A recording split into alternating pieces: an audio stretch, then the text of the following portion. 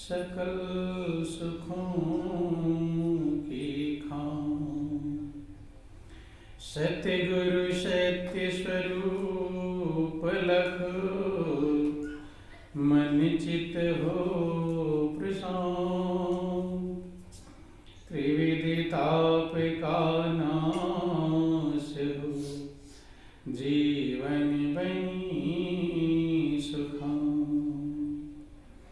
अमित महायश आपका, महिमा कही न जाए। नीति नीति कह चुप भय, वेद ग्रंथ सब गाए। महाभयानक अरु कठिन, भवसागर गंभीर। नाम जहाज बिठाए कर, मीटे जन की पीर।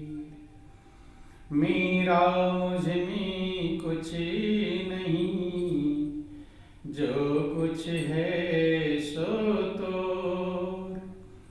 तेरा तुझको सौंपते, क्या लागे है मोर। बोलिए प्रेम से गुरुदेव महाराज की जय, सच्चिदानंद भगवान की जय। बोलो वृंदावन बिहारी लाल की जय। उमापति महादेव की जय। बोलो सब संतों की जय, सत्य सनातन धर्म की जय। बहुत ही सौभाग्य का समय है कि उस महाप्रभु की असीम दया दृष्टि से हम सभी लोगों को इस सत्संग का परम पावन अवसर मिला है।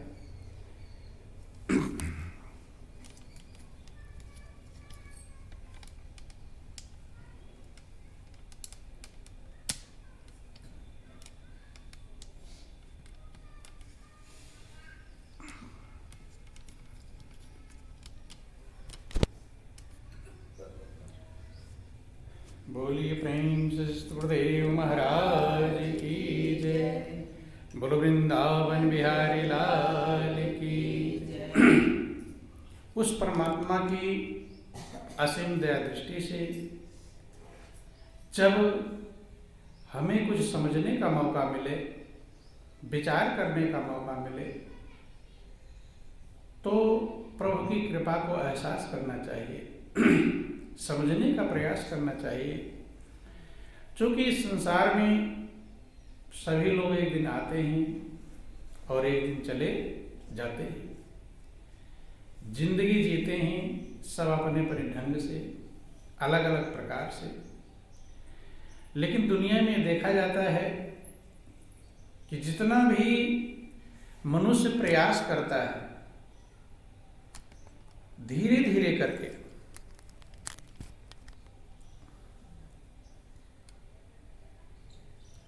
बोलिए प्रेम से गुरुदेव महाराज की जय। इस संसार में हर व्यक्ति प्रयत्नशील है शांति पाने के लिए, सुकून के लिए, आनंदमग्न होने के लिए। सारे संसार के लोग रात दिन प्रयत्नशील कर है। और जितने पढ़े लिखे लोग आज के समय में हैं, इतना पहले थे हैं? आज की तारीख पर इतना पढ़े लिखे लोग हैं, शायद इतना पढ़े लिखे लोग कभी नहीं थे। और अशांति जितना आज के समय में है, इतना पहले थी तो शायद इतना पहले नहीं। जितना आज टेंशन है, जितना बेचैनी है, जितनी चिंता है, इतने पहले मौजूद नहीं। तो जैसे जैसे लोग ज्यादा पढ़े लिखे लोग होते चले गए, तो शांति बढ़ी कि अशांति बढ़ी? क्या बढ़ी? अशांति बढ़ी। और आज आप लोग देख रहे हैं इस बात को कि कब क्या हो जाएगा कुछ भरोसा नहीं। कौन सा देश किस पर आक्रमण कर देगा कुछ ठिकाना नहीं, पढ़े लिखे लोग। तो दीपक जो हम जलाते हैं किस लिए? ताकि अंधेरा खत्म हो और उजाला हो। लेकिन अगर दीपक जलाने से अंधेरा और बढ़े, क्या हो? बढ़े। जैसे एक दीपक जलाया तो जितना अंधेरा था और अंधेरा बढ़ जाए, फिर दूसरा जलाए फिर और बढ़ जाए, फिर तीसरा। जितना दीपक जलाते जाएं उतना अंधेरा अगर बढ़ता जाए तो क्या करना चाहिए? और दीपक जलाना चाहिए, हैं? भाई दीपक जलाने का मतलब क्या था कि ताकि अंधकार कम हो, खत्म हो। चलो खत्म ना हो, कम तो हो। लेकिन अगर दीपक जला रहे हैं और अंधेरा बढ़ रहा है, इसका मतलब कहीं गड़बड़ी है। तो महापुरुष कहते हैं कि ठीक यही हाल आज के समय में हो रहा है। क्या हो रहा है? आज के समय में यही काम हो रहा है। जितना दीपक जला रहे हैं, अर्थात जितना विकास कर रहे हैं, उतना ही बेचैनी, अशांति, चिंता, टेंशन, ईर्ष्या, द्वेष, ये सब क्या हो रहा है? ये बढ़ रहा है। जो मानवीय प्रवृत्तियां हैं, मनुष्य की प्रवृत्तियां दूर हो रही हैं और पशु की जो प्रवृत्तियां हैं वो बढ़ रही हैं। अब आप लोग सुनते होंगे, टीवी में देखते होंगे, रूस और यूक्रेन की लड़ाई चल रही है, कितनी जनता मारी जा रही है। यहाँ तो कुछ नहीं, इधर जनता ने कुछ नहीं बिगाड़ जो लोग मारे जा रहे हैं उन्होंने बिगाड़ा, और जो बिगाड़ रहे हैं वो मारे नहीं जा रहे। गौर करना, चूंकि आज का जो समय है, एक व्यक्ति के दिमाग में क्या आ जाए उससे कितनों का नुकसान हो जाएगा ये कहा जा सकता नहीं है। अपने मान बटपन को पाने के लिए एक आदमी के दिमाग में बात आ गई उल्टी, तो उल्टा कर डालेगा और उसमें जो उसके अंडर में है सब पिसे जाएंगे। तो यही हाल देखो, ध्यान देना। पहले भी राज्य हुआ करते थे, राजा महाराजा होते थे, लेकिन पहले राजाओं के यहाँ पर गुरु हुआ करते थे। कौन होते थे? गुरु। राजगुरु जिन्हें कहते थे। क्या कहते थे? राजगुरु। तो राजा जो भी काम करते थे गुरु से आदेश लेकर, सलाह मशविरा लेकर करते थे। क्या जरूरत थी राजा को गुरु की? ध्यान से समझना। ये तो राजा कितना बड़ा योग्य है, वो राजा है। गुरु शायद उतना पढ़े लिखे भी ना हो, योग्य भी ना हो, लेकिन गुरु की जरूरत थी। आप लोग कहानियां सुनते हैं कि जब भगवान राम के यहाँ पर अयोध्या में दशरथ के यहाँ गुरु विश्वामित्र आते हैं राम और लक्ष्मण को मांगने के लिए। किसको? राम और लक्ष्मण को मांगने के लिए। दशरथ कहते हैं मेरे प्राण के समान प्रिय है, सेना मांग लो, फौज मांग लो, और व्यवस्थाएं, धन दौलत, खजाना मांग लो, सब कुछ दे दूंगा, लेकिन ये राम लक्ष्मण जो मेरे संतान हैं, ये हमारे प्राणों से ज्यादा प्रिय हैं, इनको देने में दिक्कत है। मैं चलूंगा, अगर राक्षस परेशान कर रहे हैं तो मैं चलूंगा अपनी सेना लेकर के, फिर राक्षसों का समाधान करना है। राजा दशरथ भी बहुत चक्रवर्ती सम्राट थे, बहुत बड़े वीर थे, देवताओं के यहाँ कई बार युद्ध करने के बंधु। लेकिन विश्वामित्र क्या कह रहे हैं कि मुझे राम और लक्ष्मण ही चाहिए, और दशरथ देने को तैयार नहीं। तो किसने समझाया? गुरु वशिष्ठ ने। किसने समझाया? गुरु वशिष्ठ। राजा अगर सही निर्णय नहीं ले पा रहा है, नहीं समझ पा रहा है, तो गुरु का निर्णय मान्य होता था। किसका निर्णय मान्य होता था? कारण क्या है कि गुरु अंतर्मुखी होते थे। क्या होते थे? अंतर्मुखी, और राजा बहिर्मुखी होता था। कारण राजगुरु क्यों रखते थे? उसका कारण होता था कि गुरु महाराज जो होते हैं अंतर्मुखी होते हैं, अंदर की गहराई में उतरे होते हैं। बाहर दुनियादारी का ज्ञान भले ना हो, लेकिन अंदर का ज्ञान मौजूद है, और बाहर से अंदर वाला ज्यादा कीमती है। नहीं कीमती है। बाहर वाला कीमती है, अंदर वाला? क्यों? क्योंकि बाहर वाला भी आपके अंदर पर ही असर करेगा। कहां पर असर करेगा? बाहर में अच्छा होगा तो हृदय पर अच्छा, बाहर में उल्टा होगा तो हृदय पर उल्टा। लेकिन अगर हृदय योग्य है तो बाहर का उल्टा भी हृदय पर असर नहीं करने देगा। ध्यान देना। तो इसलिए दो दिशाएं हैं, एक भौतिक दिशा है, एक आध्यात्मिक दिशा है। पहले लोग आध्यात्मिक दिशा का विकास ज्यादा करते थे और आज भौतिक दिशा का विकास ज्यादा करते हैं। बंधु, भौतिक दिशा का इतना विकास कर लिया, अब आप सुनते होंगे कि मिसाइलें हैं, कि ऐसी मशीनें हैं, कितनों का नष्ट कर देती हैं 1 सेकेंड में। चंद्रमा पर भी लोग पहुंच गए। ये सब करने के पीछे क्या लक्ष्य था? एक लक्ष्य है सभी का, ताकि हमें शांति प्राप्त, शांति मिले। लेकिन शांति के बदले अशांति मिले तो उस विकास का क्या लाभ है? उसका कुछ लाभ नहीं है। इसलिए महापुरुष कहते हैं कि अगर दिए जलाते जा रहे हो और अंधेरा बढ़ता जा रहा है तो बंद कर देना दिया जलाना। दिया जलाने से अगर अंधेरा उजाला बढ़े तब तो जलाने का लाभ है, और अगर अंधेरा और बढ़ रहा है तो महापुरुष कहते हैं उसे बंद करना चाहिए। तो यही आज संसार में हो रहा है। कितना भी समझदार होशियार हो, अभी दूसरा देश आक्रमण कर दे तो पूरे देश को तहस नहस कर सकता है? नहीं कर सकता है। पहले तो लड़ाइयाँ होती थी, आमने सामने लड़ते थे, बहुत थोड़े लोग मारे जाते थे।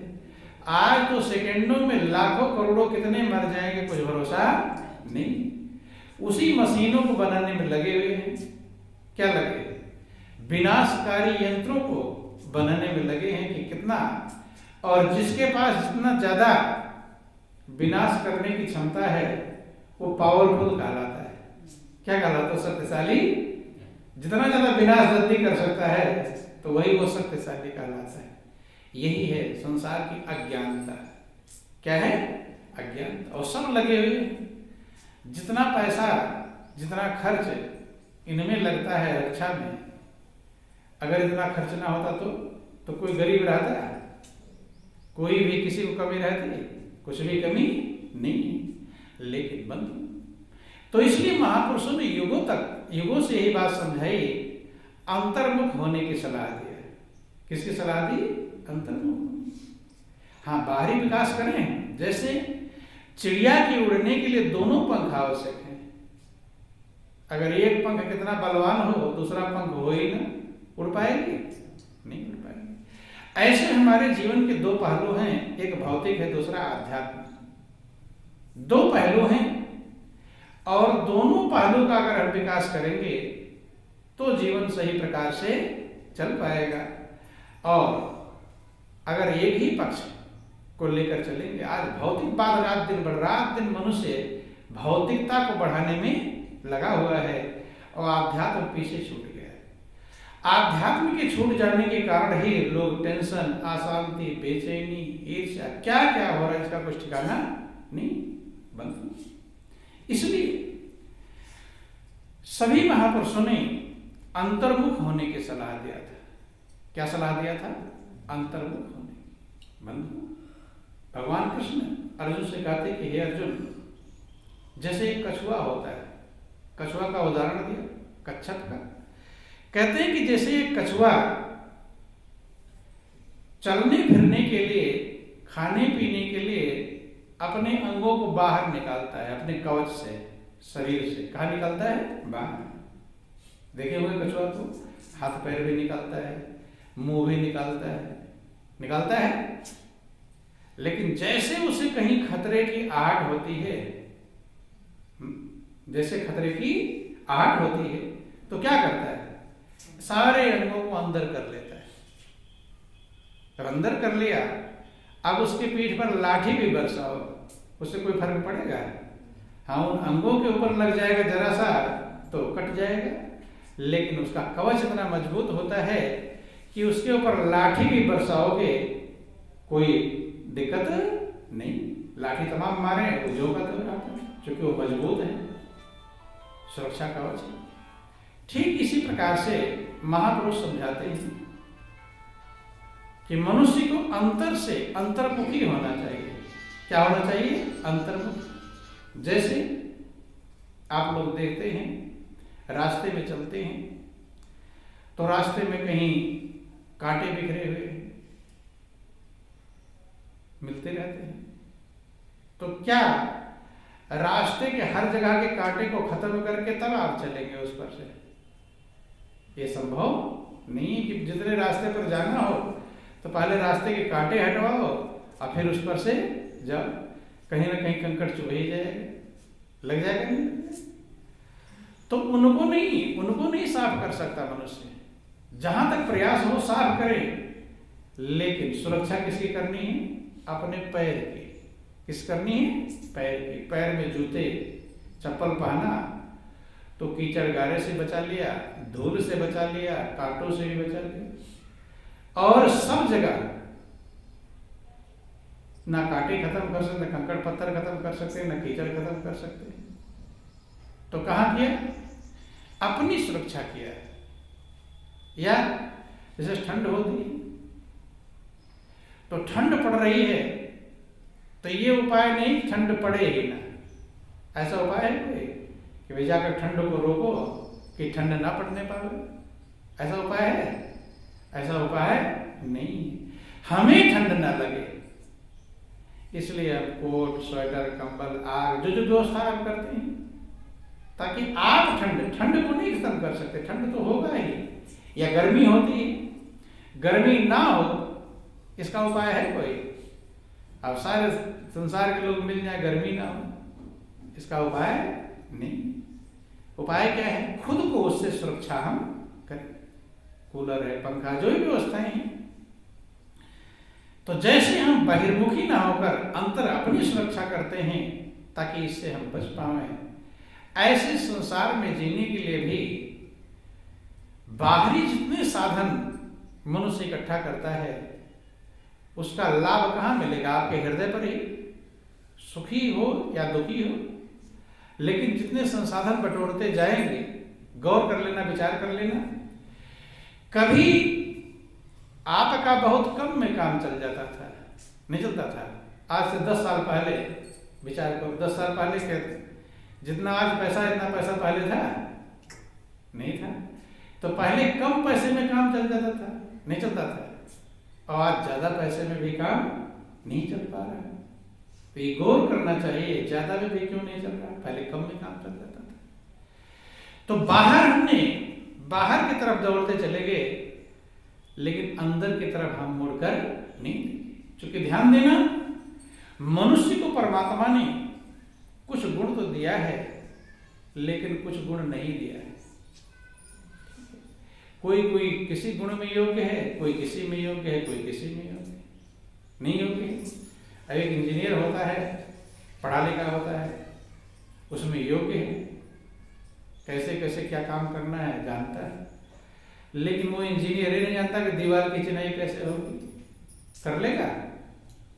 वो नहीं कर सकता। या जूते की सिलाई कैसे करेंगे? कर लेंगे कि चौराहे पर बैठा जूता सिलने वाला वो तो सिल देगा, इंजीनियर तो लोग सिल पाएगा? वो सिल। तो महापुरुष कहते हैं किसी में तो आप बहुत योग्य हैं तो किसी में आप कोई भी योग्यता नहीं है, जीरो के बराबर। जैसे मधुमक्खियां होती हैं, बोलिए प्रेम से सुखदेव महाराज की। तो मधुमक्खियां कहां से रस ला करके और शहद बनाते हैं। क्या बनाती हैं? शहद इकट्ठा करते हैं, बनाती हैं। तो मधुमक्खियों के पास जो अक्ल है, वो अक्ल है क्या मनुष्य के पास? शहद बना लेगा? जितने फूल तो सब हैं, जहां से मधुमक्खियां लाती वहां से वो भी ले आओ, हर फूलों का रस इकट्ठा कर ले और शहद बना लेगा। मनुष्य को शहद चुराने की तो अकल है लेकिन शहद बनाने की अकल नहीं। मधुमक्खियां बना रखी हैं, वहां से जाकर चुरा लेता है। क्या कर लेता है?